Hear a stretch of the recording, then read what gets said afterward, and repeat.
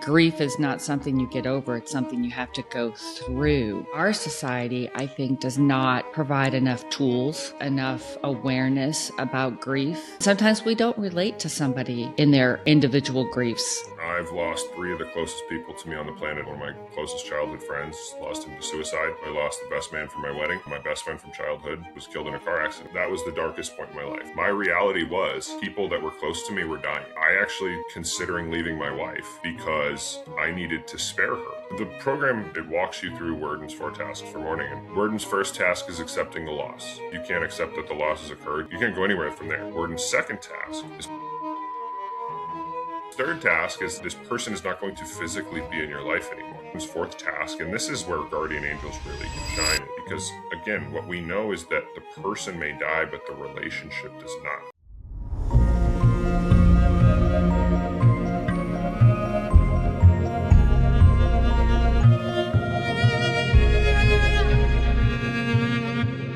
So today I'm joined by John Kammer, and he is the founder of the Guardian Angels.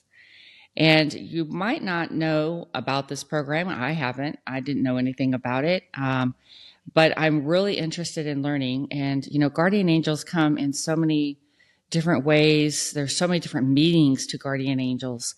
But John obviously has created that title to become something more personal, more significant.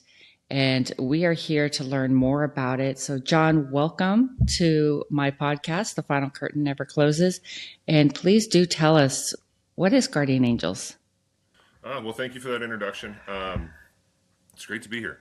So Guardian Angels at its core is, think of it as the journal that talks back. So what we have done, we've created a platform that helps walk people through grief in a methodical manner, because the only way out is through.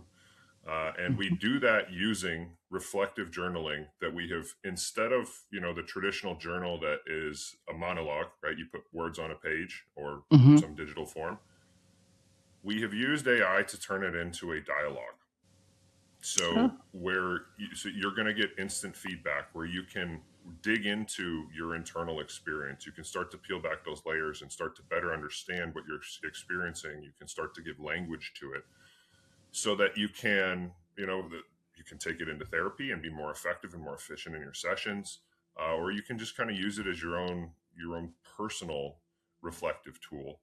But the prompts are structured according to Worden's 4 tasks for mourning, which is an evidence-based framework for dealing with loss and moving through this experience that unfortunately everybody has to go through. So that's the elevator pitch. Well, you said a couple of things that were quite profound. One is that grief is not something you get over, it's something you have to go through. And I think, and I've witnessed it and I've experienced it myself most recently, is, our society, I think, does not provide enough tools and enough awareness about grief and the profound effects that grief has on an individual. And sometimes we don't relate to somebody in their individual griefs. And so I think that there's a lot that we can take away from this Guardian Angels program, or this, platform that you've created to really help people embrace the grief so that they can go through it. Yeah. I think that's rooted in, we don't like to have difficult conversations. Isn't that the truth? Yeah. Oh, but we'll sit there and we'll talk about difficult things, right? But when it comes to our own personal experience and we need to share it, that's where we kind of close the door, right? Yes, and therein lies the problem, right? The central thesis of this whole thing is that the sharing or the healing lives in the sharing, right? This is what I've experienced, and for so long, I, operated according to the time heals all wounds. You bury it down. You don't talk about it. Everyone has their own stuff. You don't need to bring people down. And I think that's our fear oftentimes, is we don't want to be a burden on somebody else. And we have this idea, this is the great paradox of grief, that we delude ourselves into thinking nobody understands, which is crazy, because on one hand, we have this truly universal experience. Every person on this Mm-hmm. planet will experience grief at some point, and somehow we don't think anyone can understand what we're experiencing, and it's just false. It's just false. Well, we've been led to believe that, like you said, that we believe that nobody wants to share our pain. Nobody wants to know about our pain. One of the things that I found very profound, living in Europe versus America is, people take the time, right? If there's a loss, if there's a birth, they take the time to embrace it, to get the time needed to work through it. And here we're just like, oh, I'm sorry that you lost your loved one. I'll see you back at work next week. You know, Right. Here's it, three it's days. Take some time. yeah. The grief leave is so profoundly short, but grief lasts forever. And a lot of times, that people don't realize is grief doesn't hit right away. It's that shock phase that you go through. It's that one foot in front of the other. You've got to take care of your loved one. You know that you've got to take care of the funeral. You've got to go through the funeral, and you have all this amazing support the first few days. But what people don't realize is that tidal wave that is out there in the ocean waiting to come to shore is days, weeks, maybe months, maybe years away. It is. I found in my own experiences that really the grief didn't set in until till that first time I was supposed to see them, and I didn't. Whether that was at the next gathering or the next party, or the next time I was supposed to be, whatever it was. As soon as that is when it all sunk in, and that's when the despair set in. That's when the processing truly started, because basically I was on pause until that moment. So tell us a little bit more about what, tell us about your grief journey, what caused your grief, and how it led you to guardian angels. Yeah. Well, short version, I've lost three of the closest people to me on the planet outside of my immediate family. Started 13 years ago with one of my closest childhood friends, lost him to suicide. Mm. And that first one was, that earth shattering moment when the hubris of adolescence and everything's going to work out and the world's a wonderful place goes away real fast. That sent me down a path of what I like to call substance fueled avoidance, Oh, of using course. anything and everything I could to run from the pain as opposed to turning and facing it. A couple of years ago, December 2022, I lost the best man for my wedding. He, in the 7 months that between my wedding day and his death, I spoke to him once. There was a ton of guilt there for me. And shortly following his death is when I made the decision to get sober, which really helped me to kind of look at things objectively and start to understand why I was doing some of the things that I was. And then about a year after that, my best friend from childhood was killed in a car accident on the way to work. And so effectively, it's an interesting place that I found myself. It's well documented that men have very few close friends and have a hard time. There's this isolation epidemic with men. And I heard a statistic recently that the average man has roughly three close friends. So I'm lucky to have a few more than that, but effectively my support system outside of my wife and my family was gone. And at that point, that was the darkest point in my life. It was when the phone rang. It was who's next. My reality was the people that were close to me were dying. And, I actually distinctly remember considering leaving my wife because I needed to spare her, right? Like it was, and that's not a logical thought. That's not how someone who's well thinks, but that was my lived experience. And it did. And I didn't know how else to deal with it. And so I went into my shell. I hid. I was just resigned to the idea that this was what was going to happen. People were going to keep dying, and this is what I had to live with. And so that all that combined was what led me to what eventually turned into guardian angels. And it started with a conversation with my wife. We were going to spoof phone numbers and send a nice text message to someone from their lost loved one that just, to bring some modicum of comfort, right? hey, it's grandpa, I'm thinking about you, I love you, on your birthday or something like that.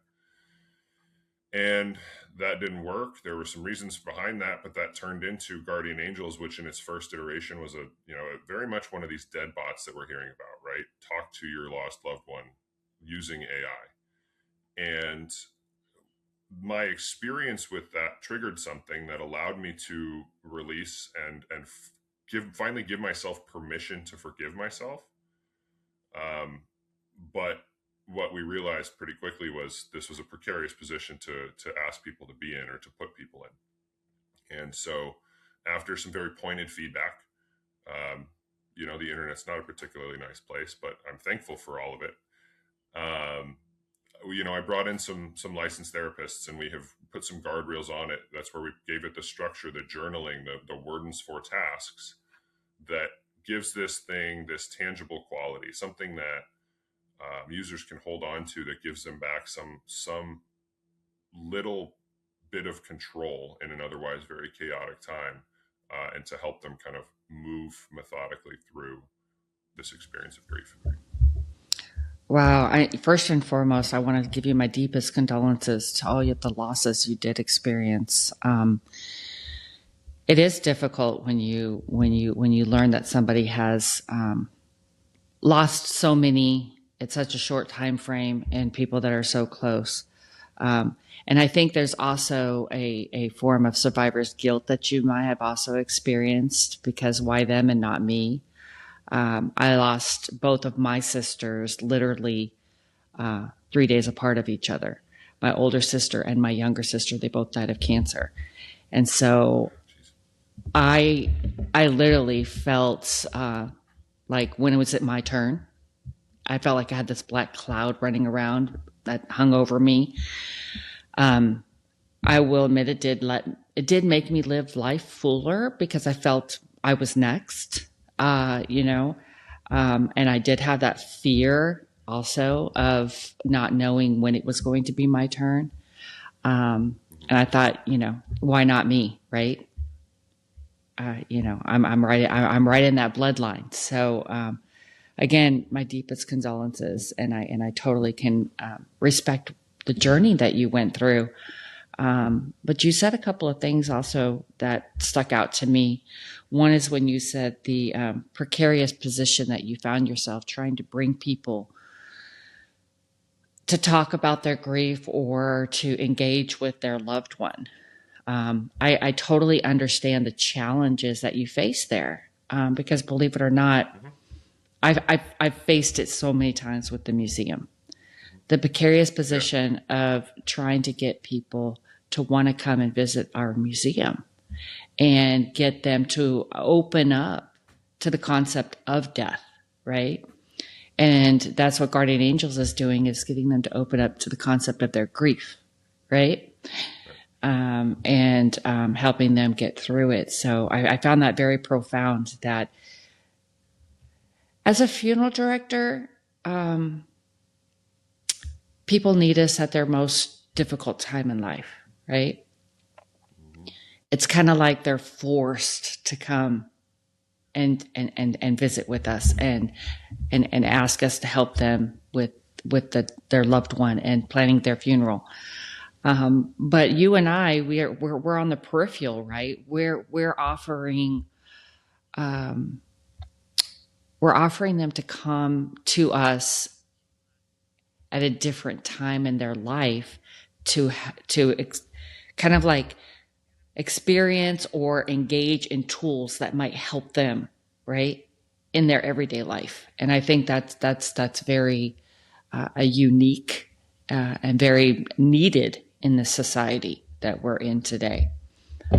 So thank you so much for the program that you're creating. And to be honest with you, I want to look into it for my own grief that I'm dealing with. I just lost my mother in August, and so that's a whole different level of grief. And I don't know if you agree with me. Grief has different faces, right? Oh yeah.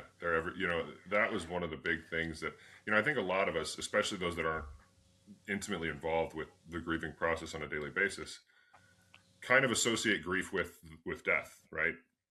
But Mm-hmm. the reality is, grief is, my definition of grief is a response to change. You know, we grieve our life when we get married, that we don't have the freedom we once did. We grieve when we have kids and our time's no longer our own.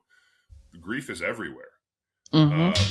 And yes, when we think about the difficulty, the loss of someone close to us, that's what that sears into our brain the most. But it's got so many different faces, and it's not all that. There's ambiguous grief, and there's anticipatory grief, and there's so many different things that we experience that fall under this umbrella of grief. And a lot of them, we quite frankly don't give their credence. If that's very true. So do you think guardian angels also can be a platform for those who are experiencing grief that's not associated with death?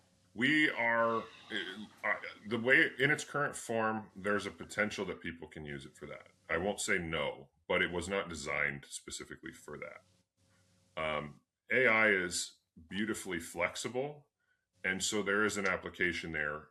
But I designed this based on my personal experience, which was around loss. Now we have an ambiguous grief track, and the goal, as we scale, as we start to get more engagement, as we bring in more revenue, is to give more time and depth to those alternative grief paths, so that we can meet each user where they are, as opposed to kind of having the one. I, Mm-hmm. I don't, in building something, especially the way that I have, bootstrap this whole thing. Trying to boil the ocean from day one was just going to lead to the bottom falling out of it and being able to help no one. So we're Mm-hmm. very much approaching this from, let's be really good at one thing, and then we will expand outward when we have the resources to do so. So to our listeners out there, and I'm kind of like bringing in a little bit of the punchline in the middle of this here because I think it's profound in this moment, is that if people out there that are listening and they feel like they need, this program to kind of help them through some of what they're dealing with in life. And I think that the guardian angel title in itself is has a wide umbrella. If somebody's out there and they want to be able to help you build out this program, help you take it in the directions that can help so many more people, how can they do that? How can they help you build this? Because I think that it has so much opportunities, or so many opportunities, and there's a great need for this. Yeah, well, the first thing I'd want to do is have a conversation. So reach out to me, John at guardianangels.ai. Angels is spelled AINGELS, so just keep that in mind. Our brain doesn't like to see that first I for whatever reason. We've had some issues there, Mm, but I'm always looking for candid feedback. I'm looking for what's going to make this more relevant to people, right? And so okay. I've built it in what helped me, and it's no longer about me. I'm really leaning into the feedback I'm getting from therapists. The idea for this thing is not to replace any relationship you have, and it's to be one more tool in the broader tool belt. And so for some people, that is in complement to therapy. It's a bridge between sessions. For some people, this is kind of their Mm-hmm. primary support, because they don't have family around them or whatever it is. And so it's not designed to be a one size fits all thing. It's kind of designed to meet you where you are. And in order to do that, I need to know where you are. And Yeah. so if there is something that is in there that makes this more relevant, or more, that's going to help more, I want to hear from you. If I want to hear from you as a therapist, I want to hear from you as a funeral director that might want to use this, for as a service to provide as support for people using your product. I want to hear from you if you're involved with employee assistance programs. I want to hear from you if you're involved in, I mean, what's all of these. Forgive me, I lost my train of thought there, but No, that's okay.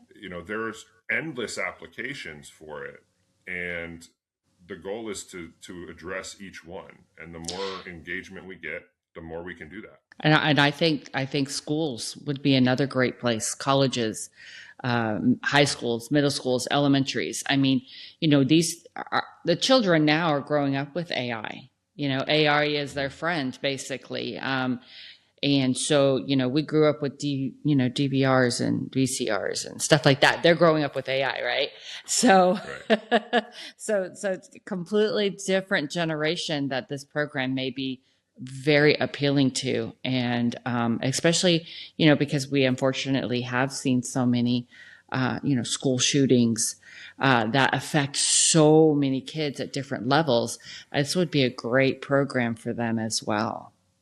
Right. Yeah. Yeah. There's veterans, right? That was another one that the Hmm. it can be, one thing I want to foot stamp, right, is because there's a lot of reticence and a lot of fear around AI. And the way that we approach it is, this is never going to give you answers. We don't want it to give you answers. What it's going to do is help you explore the right questions so that you can come to your own answers, Oh, that's because very they good. live inside you. So it's Hmm. not designed to, I know that we've heard those horror stories about AI coaching someone into doing something horrible. And I've been very clear from the beginning, and I'll say it again right now. If this ever becomes something that is doing more harm than good, then it stops, and it stops immediately, and that is not negotiable.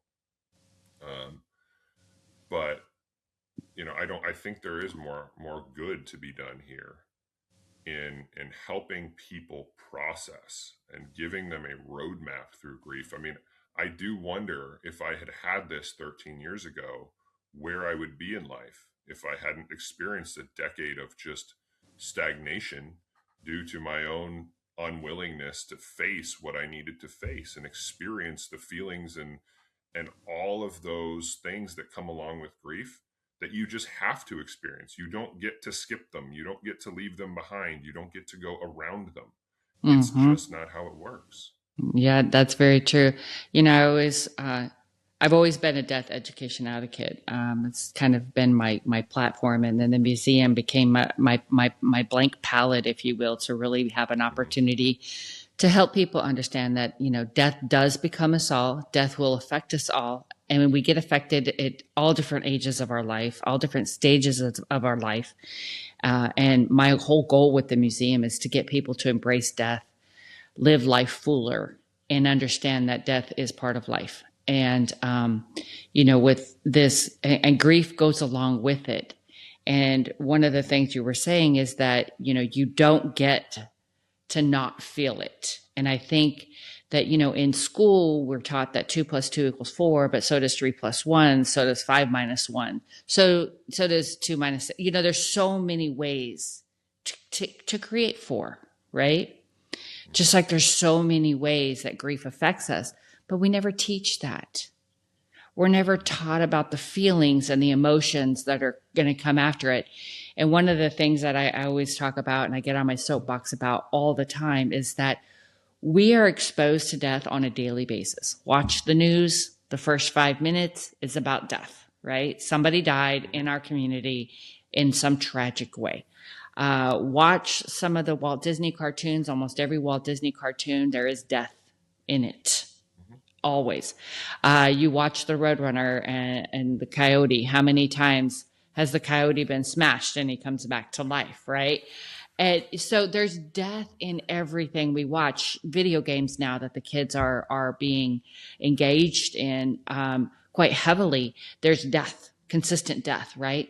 But we've created this detachment, this desensitization with death itself through entertainment, through our daily engagement. And so when death really does happen to us, when it hits close to home, there's all these emotions and feelings that just come rushing in that you never knew existed because, well, I just heard that somebody died and it didn't affect me. But why is this one affecting me, and why is it so profound? Why is it so strong? And then the next, domino that will fall behind that is just like you experienced. I think a lot of people don't understand that people resort to behaviors that can lead to detrimental results, like finding themselves at the bottom of a bottle, like you did, engaging into drugs and alcohol, into gambling, into all these different behaviors that normally they would never engage in had they not experienced this grief. And unfortunately, sometimes when that one domino falls, it will cascade, right? And then one thing leads to another. And thankfully, your alcohol, binging didn't lead to more bad things, right, in your life. And so I think sometimes when you look at somebody who is basically an alcoholic or drug addict, or they're basically losing everything in their life, I often wonder what caused that. Was it some complicated grief that they weren't aware of, or they didn't go through and they stayed stuck in it, and then they allowed it to consume them and take away their life? There's almost always, at least in my experience, and I've seen a lot of it, there's almost always some unresolved pain, guilt, shame underneath those behaviors. I work at a bar. I was speaking to a couple the other night, and, I made the comment about how I didn't drink, and they asked if I didn't drink just bourbon, or if I was, didn't drink at all anymore, if I was retired. And I said I was retired, and we got to talking about, their son who's struggling with alcohol. And they told me about kind of what his story was. And I said, I'm going to take a stab here. I believe, based on what I'm hearing, that there is some guilt and some pain underneath there, and some grief, quite frankly, that he has not had the opportunity to deal with effectively. And they kind of looked at me incredulously, like, yeah, there was this incident with his friend, and he's never been able to forgive himself for that. And, so we just started talking. And it's the same thing, look, there's infinite nuance to each situation, but they all rhyme, is kind of what I like to say. And there's that pain underneath. Until we can forgive ourselves, we do not heal from that pain. And so we have to find a way to face it, to acknowledge it, to accept it, but then to move forward by forgiving ourselves first. And then we can do the rest of the work. Yeah. So you were talking about forgiving ourselves. So what if somebody is experiencing grief because it was an act of another person? Okay, let's talk about your friend who committed suicide. Your friend committed suicide that created a profound grief, or somebody does something bad towards another person that creates that grief with them, because we talked about grief having many faces. How do you forgive yourself in that particular instance? Okay, so I guess fair enough that it's not always you that you need to forgive. But okay. I would argue that more often than not, there is a component of forgiveness that is going to need to be present in order to truly move forward. Now, in the instance of suicide, oftentimes there's a lot of guilt and a lot of blame on the people that are survivors for not seeing it and not being what, we do these gymnastics in our head of, man, why didn't I see something? Or, if I had done this wouldn't happen. So it's my fault. So in that situation, oftentimes we do need to forgive ourselves. Now, violence to another person is a whole different ballgame. But in order to truly move past it, there's some forgiveness, I think, that typically needs to happen. And again, I don't want to discount that there's an exception to every rule, and all of these situations have their own nuance that may invalidate some of those some portion of the generalities that we're speaking in currently. Yeah, and I appreciate that you allowed me to elaborate on it, because somebody who's listening may have an experience, because we're saying that grief has many faces and every experience is different, and your program can adapt to where that person is in that moment. So I'm really just trying to peel back the layers so that whoever's listening can understand that, yes, this program can be for you too. You just need to find your reason and your why and the how, right? Because even though we're talking in a generalization, we still want people to dive into it and have an understanding of how that benefits them individually. Because and to be perfect, sorry, go ahead. No, go ahead. No, you're fine. Go ahead. To be, the program, the platform will help you find those things, right? Again, it's designed to ask you questions, and it walks you through Worden's 4 tasks for mourning. And for those that are not familiar with that particular methodology, Worden's first task is accepting the loss. So, if you can't accept that the loss has occurred, you can't move, you can't go anywhere from there. So the first 14 prompts that you're going to do, the first 2 weeks roughly of work, are designed around getting you to accept that this has occurred. Worden's second task is processing the pain of the loss, right? And this was where I struggled for 12 plus years, was I did not want to face it. I ran from it. I ran around it. I numbed it. I did anything I could to not actually have to process the pain of that loss. Worden's third task is coming to terms with the idea that this person is not going to physically be in your life anymore. So how does your life change? How do your roles? Were they a mentor? Are you going to have to kind of fill that void on your own? Coming to terms with that. So that's the third 14 prompts, the third 2 weeks. And then finally, Worden's fourth task, and this is where guardian angels really can shine, is finding an enduring connection with your lost loved one. Because again, what we know is that the person may die, but the relationship does not. And we don't just get to leave grief behind. So we have to find a way to integrate it into our life and find a way to weave it into it in a healthy way that allows us to move forward while still remembering. And I believe that so much of our reticence to heal is rooted in the way that we talk about it. We talk about closure, which I'm not a fan of that word. We talk about moving on. And all what those things mean is that we're supposed to forget. Like, this is just supposed to be this we close the book and move, and this person isn't part of our life anymore. And we don't want that. We want to resist that because they meant something to us. And so if we can shift the way we conceptualize how we deal with this, I prefer we're trying to find resolution. We're not trying to find closure. We're just trying to find that point of demarcation where we can say, and the analogy I use is, we're trying to close the chapter, not the book, right? It's going to be a new chapter. The relationship has changed, but it does not go away. Because this is your book of life, right? Yeah, correct. This is your book of life, and you're not closing your book because you still have a life to live, right? Right. And there's, you get to the other side, and there's so much beauty in carrying forward the legacy of someone that meant something to you. It's just hard to get there. That's where I have been lucky enough to get, and this platform helped me do that. And I wish that for every person that is hurting. I'm thankful. And there's this one shift of frame that has helped me so much. And so I want to share that right now. It's a simple question that you ask yourself. And for me, it changed everything. And it was very simple. Would I rather feel the pain that I'm currently in, knowing the depth of the relationship that I had and the impact this person had on my life? Or would I rather be in less pain because that relationship didn't mean as much? And for me, the answer is unequivocal. I would go through more pain. I'm so thankful for the time that I got, every second that I got. And so what that does is it puts you in a place of gratitude, which does wonders for our psyche.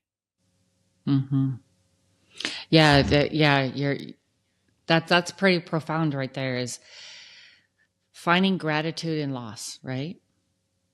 Finding gratitude in what that person meant to you. Try to find all the positive, because death is a negative. And how do you turn that negative into a positive? And I think that comes through reflection, that comes through recalling, that comes from keeping their memories alive, because I think that's another thing that people fear, is forgetting, right? And I know this is kind of going off on a small little limb here. My daughter, she just had her baby, and the whole last week that I was there with her and the baby, is she kept saying, "Mom, I'm grieving because this is my last baby that I'm having." And so she, in her own mind, was going through a sense of loss of never having any more kids, but still finding gratitude in the ones she has, right? So I kept seeing her doing this dance between the positive and the negative that she continued to have. And so I told her, I said, okay, some of the things, she said, last night we had a conversation. She said, Mom, I'm grieving for you because when you left, the baby will never be an infant again. And this is your last grandchild. And so you may never get to experience an infant again. And that made me sad for you. And so I found it very profound. And I said, well, we'll keep the memories alive. I said, I took the baby's t-shirt and I stuck it into a Ziploc baggie because it has its newborn smell. So yes, the newborn phase may pass, but I've created a memory that will last. Right. And go ahead. Sorry. No, go ahead. Say, memory is such a big part of what we didn't intend, but has reared its head within guardian angels. Is, when I lost Zach 13 years ago, I didn't have this, right? And I remember him. Sure, I remember the things we did, but the clarity of detail isn't there, and that's what happens with memories over time. Now with John and Tim, so recent, I remember like just crystal clear, like it was yesterday. And had I had this tool 13 years ago, I would be able to recall those memories in the same way that I recall John and Tim, because it would spit back exactly what I entered into it 13 years ago. About that trip we took, about about graduation, about all of these things that we experienced together that are they've faded a little bit over time. So you're saying that guardian angels is kind of like my Ziploc baggie? In a way, it certainly can serve that purpose, right? So there's two tracks that we have. We understand that AI is a lightning rod, and some people aren't going to be okay with the idea of conversing with the presence of something that feels like their lost loved one. And I want to be very clear, when we build a persona, it is not the person that you lost. It is giving language to an experience that already lives inside us. They still live within us, right? But we have one track that is, call it your grief counselor, who is going to help ask you those questions in the third person, where, what did that person make you feel? What was something you saw today that made you think of them, and why do you think it impacted you that way? Those sorts of things. But you can also build this in the image of the person you lost, and that person can become your grief guide, and they will ask you questions in the first person. And part of what you do when you run through that exercise in building them is you're going to fill out a form. It's form based, so that it gives it this very, very salient subjective nature to building in the image of your relationship with someone, not mine or not someone else's, not the objective nature of social media or the internet. And you're going to answer all sorts of questions about them, from how did they talk, to their humor, to and when we get into memories, shared interests. And when you put those in, you can always change them, you can always add more. But when you put those in, they're in there. And if you ask it about, it's going to give you back what you put into it. And that's another very important point about technology, right? That everyone has this idea about this AI boogeyman, and it's going to grow legs, and the robots are going to enslave us, or whatever it is. Technology just gives us back. It's a reflection of us. It gives us back what we give it. The outputs are only as good as the inputs. And so when we get all up in arms about the algorithm on social media, or what AI is telling us, like, it looks like it's this profound thing, but it's not. At least because at the end of the day, it was created by man, right? Correct. So because it was created by man, pattern matching machine. Yeah, it's created by man, therefore it's manipulated by man, and it's augmented by man, and it's able to be disabled by man if need be, right? Just like you said, if this program ever becomes harmful, you will shut it down. So there's a sense of control there. Right. Yeah. Yes. To help dispel the fears that are out there, right? Of AI, that it can be. And I just want to say real quick, all the fears are valid, right? There's this thing that we've never experienced before, and especially when we couple it with this very sensitive space, this sacred space of grief. All those concerns are valid.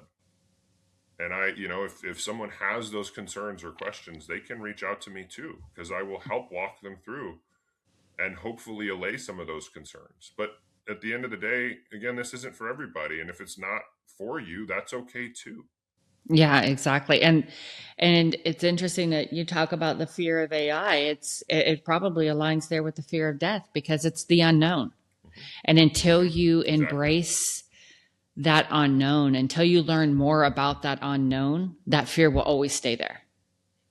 Right. Now, I can never give you a tool to dispel your fear of death.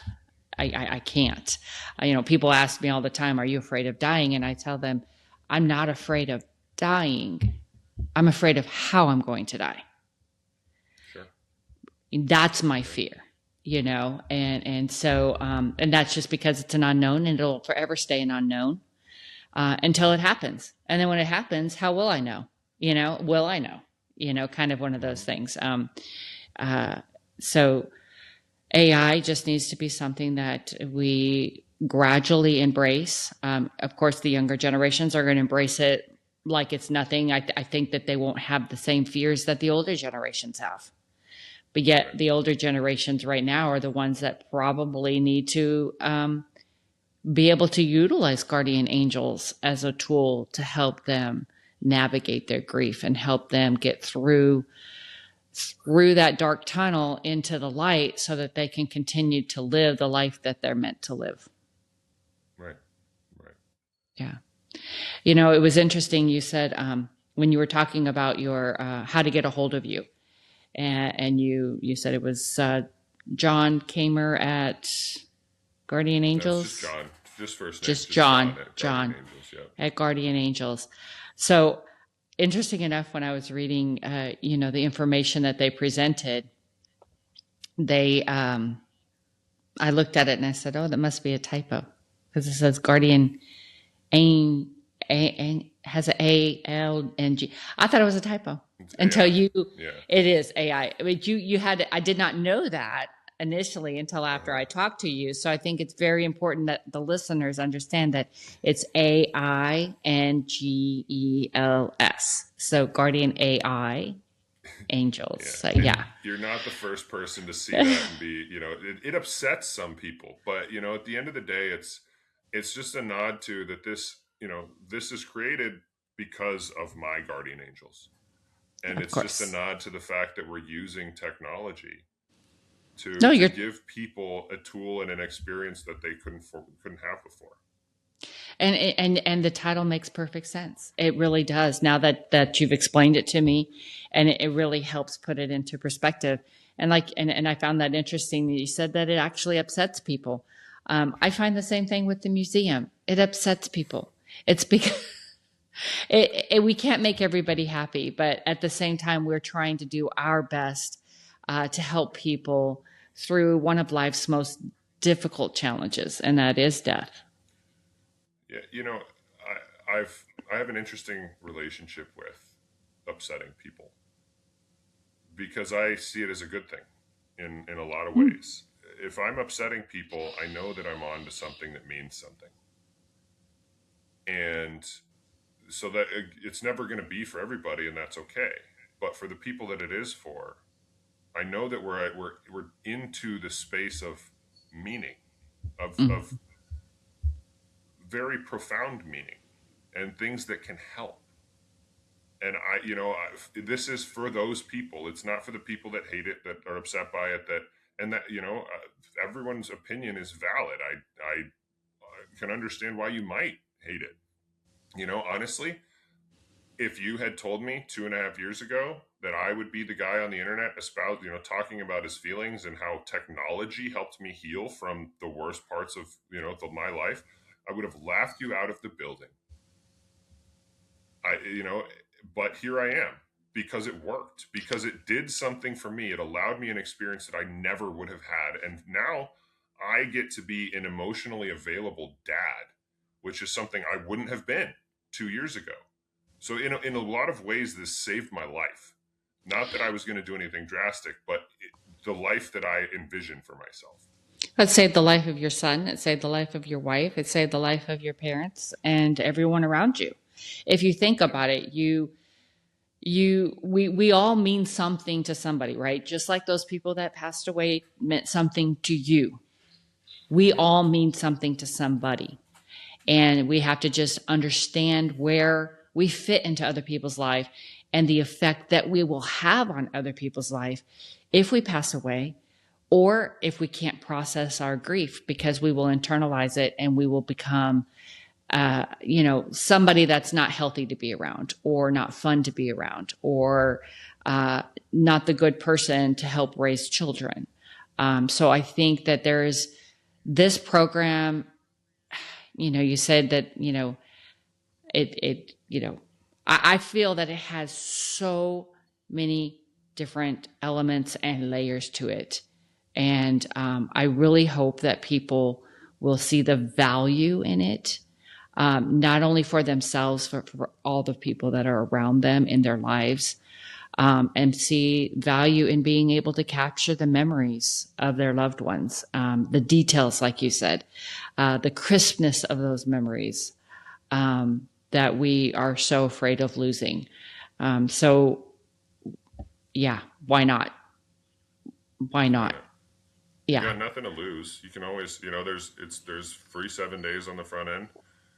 Use it for 6 and delete it. I just want people to give it a chance. And if it's not for them, it's okay. So are there different levels? You say that it's free for 7 days. Are there different levels that you pay for, or is it a one-time fee and you can utilize it for a lifetime? It is. It's a subscription service, so it is monthly. And there's $10 and $20 a month subscriptions. You can go up to 50. We don't even really advertise that one. That's for really heavy users and probably more in the vein of using alongside a therapist. Okay. But yeah, it's a subscription service, 7 days for free on the front end. With any of them that you sign up for, you don't have to opt in. There's no promo code. It's automatically applied. But the other thing that I want to highlight real quick is, we talked about how you have to do the work. You have to go through grief. And so what I'm doing to incentivize people to do that work is that if you sign up for whatever subscription level you do, and if you do 80% of your journal prompts in the first 10 weeks through our 10-week foundations period, you're going to get 90 days for free. And again, that is automatically applied. If you reach that threshold, if you put in the consistent work that we know is going to bear fruit, I'm going to reward that and let you, and encourage you to keep going on my dime. And that was another question that came up for me when we were talking, is the work that needs to be done. How is that? What does that look like for somebody on a daily basis, a weekly basis? Is it something that's going to encompass a lot of my time? It really depends on how deep you go, but it can be done daily in as little as 15 minutes, right? So you're going to have, depending on the level of subscription you sign up for, anywhere between 3 and 7 prompts delivered to you every week. That you're just going to go in and it gives you the prompt, you respond to it, and you can talk to it for as long as you want. That is then ported into a journal entry that summarizes what you talked about, gives you kind of points and themes, if you will, to kind of distill what you spoke about, and so that you can notice as you reflect if there are certain things that keep coming up. And that's it, right? And so it can be as little as 10 minutes. You could be on there for an hour, or longer if that's what you want. But it's just designed to help you acknowledge and experience some of the stuff that we, quite frankly, just need to experience in order to see the other side of grief. So I have 2 more questions that maybe our listeners might have.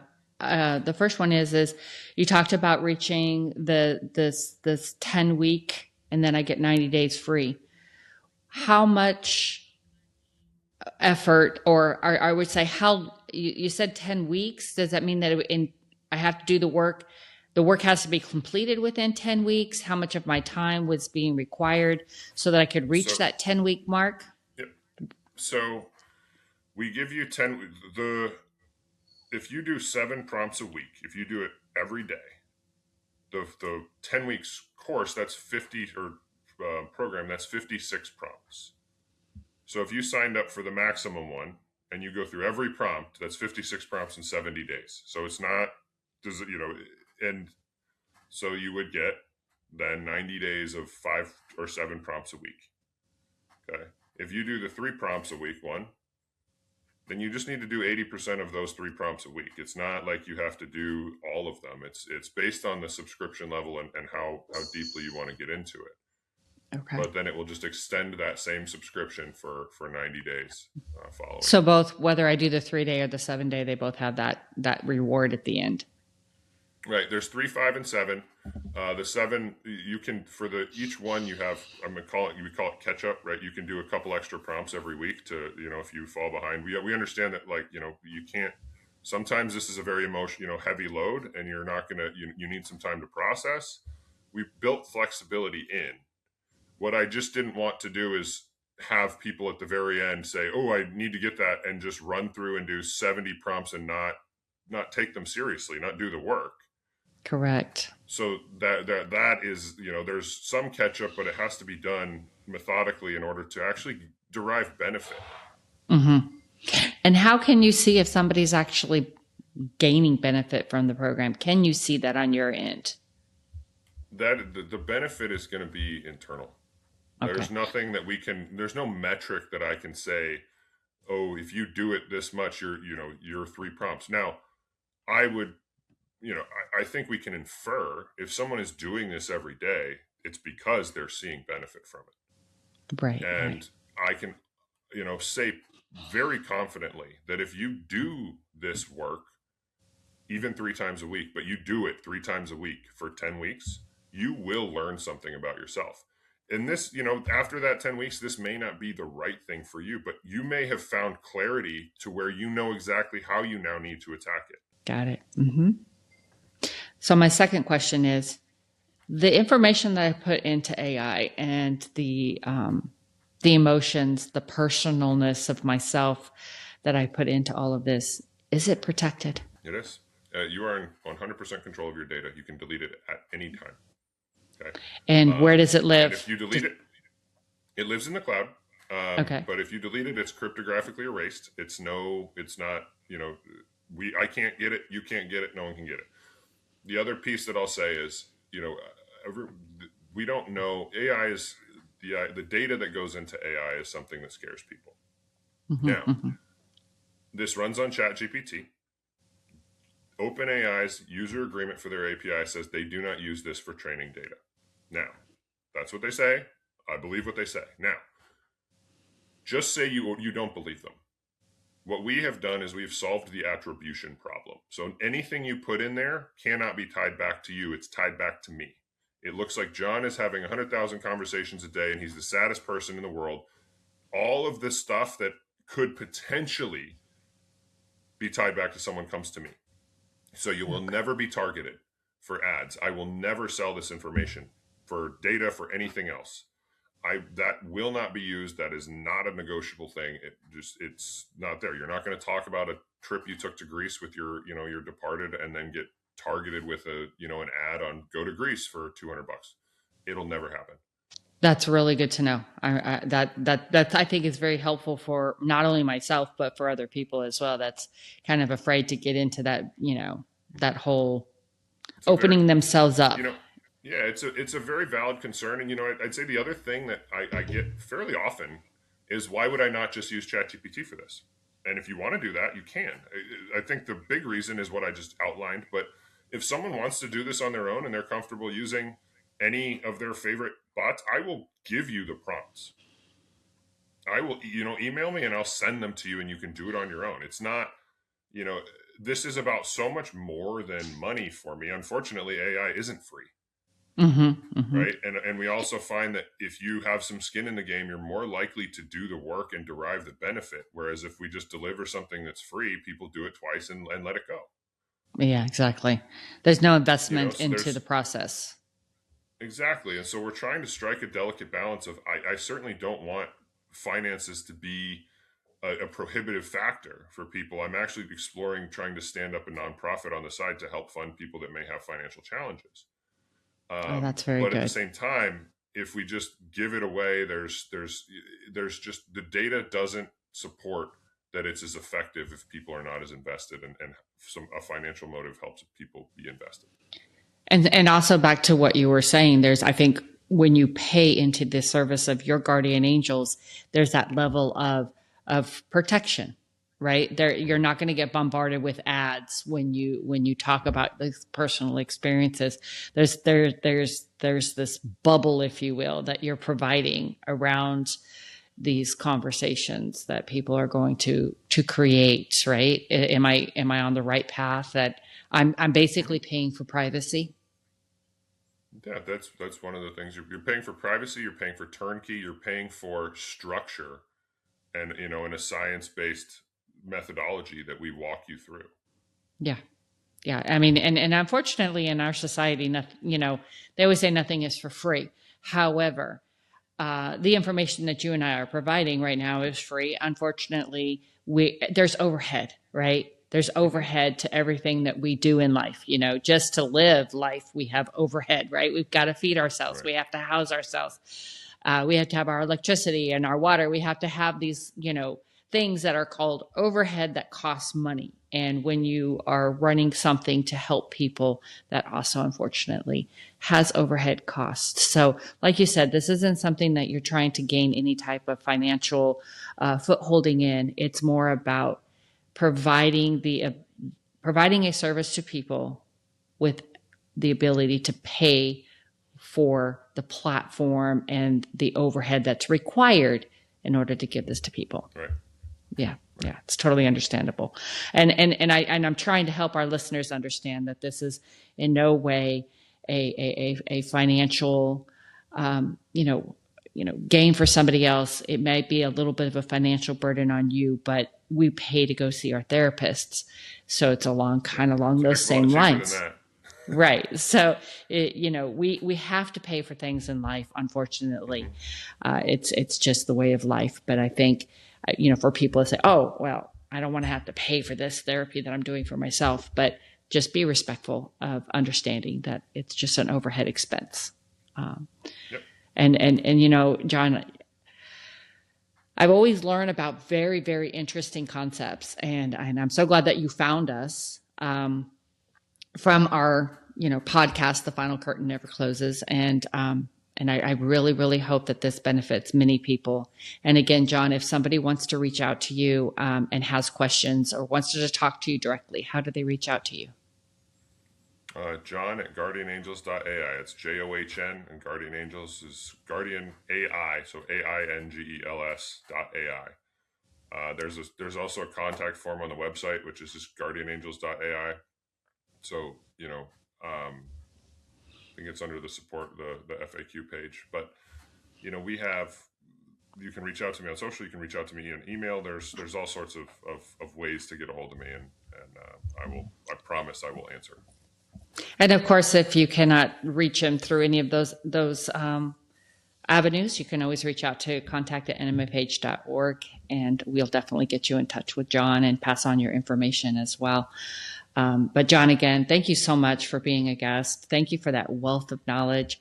I truthfully am going to be a user of Guardian Angels to help me through my many phases of grief, definitely the loss of my mother.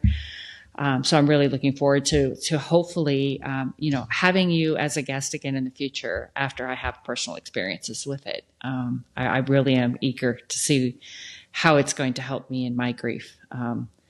So again, John, thank you so much for taking the time to explain it to us. But if I know it sounds odd and wrong to maybe some people, but thank you for your grief, because if not your grief, Guardian Angels would never be. So, amen. Thank you for that. So, again, John, thank you so much for being my guest. I couldn't be, I have goosebumps just thinking about the journey that I get to have ahead and trying to get to the other side of this, because I want to feel what you feel. I want to have that gratitude again. For you. Thank you so much. Thank you.